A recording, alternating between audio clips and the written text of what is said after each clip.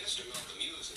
There are all kinds of movements in Harlem growing that you and I don't know about. Oh yes, frustration itself has been sufficient. All that was necessary to make Negroes realize the importance of banding together, and Negroes are banding together. Banding together in what kind of movements? Different kinds of movements, all kinds of movements, and they remain almost invisible. They remain almost unknown, but yet they are there. When I say invisible, I mean invisible in the sense that their existence is unknown, and no matter how much you try and track them down, you can't find them. And never try and find them through the Negro leaders. The Negro leaders are famous as apologists. If you recall, one of the most famous Negro leaders in 1959 was asked by you about the black Muslim movement. And he said he knew nothing about it. And the next moment, you flashed a picture on the screen with him shaking hands with me. So if you will recall. So this is their policy. This is their attitude or their reaction. They never know what's going on in the Negro community. And what form will the activities of these various so-called invisible movements take in Harlem this summer? An example, Commissioner Murphy. Almost every statement that Commissioner Murphy makes would give you the impression that he's encouraging the police, rank-and-file policemen, that to take whatever method or measures necessary to hold the Negroes in check.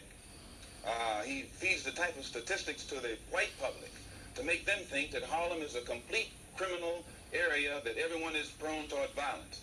This gives the police the impression that they can then go and brutalize the Negroes or suppress the Negroes or even frighten the Negroes. Whenever something happens, 20 police cars converge on one area. This doesn't frighten Negroes. So it means that someone is either misinforming Commissioner Murphy and making him use tactics this year that he would not use 4 years ago, or that the former policeman Kennedy would not use.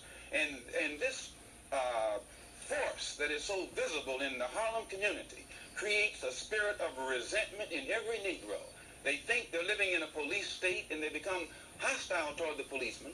They think that the policeman is there to be against them rather than to protect them.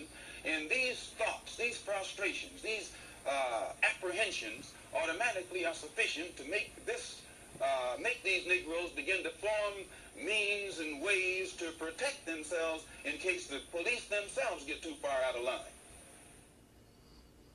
line. Malcolm X, that was on June 8th, 1964. How eerily similar is that to today's modern times? I mean, it's absolutely a disgrace, isn't it? And all you hear, allegedly, Black Lives Matter was behind the shootings of the 5 dead police officers in Dallas. And the protests led to that. As far as I'm concerned, first off, when you're dealing with the media, and media is acronym for most evil devil in America, you have to take what you hear from them with a grain of salt. That's first and foremost, as we know. They have always slanted the media for the most part against us, unless it's for their convenience.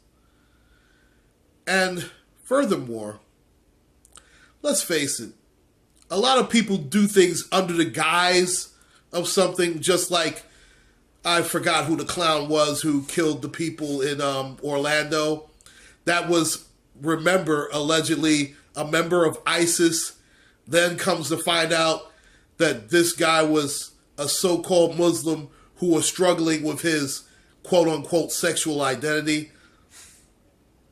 So, again, you have to take these things with a grain of salt, or as most of these corrupt police commissioners, they're always quick to tell you, oh, let's not rush to judgment.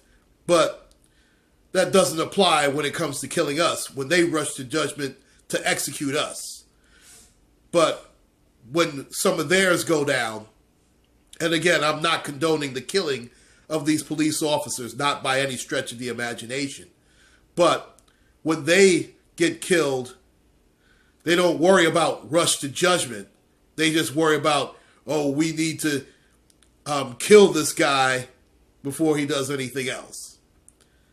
There isn't that, oh, let's not rush to judgment routine that they feed us. Fucking garbage. I can't stand it.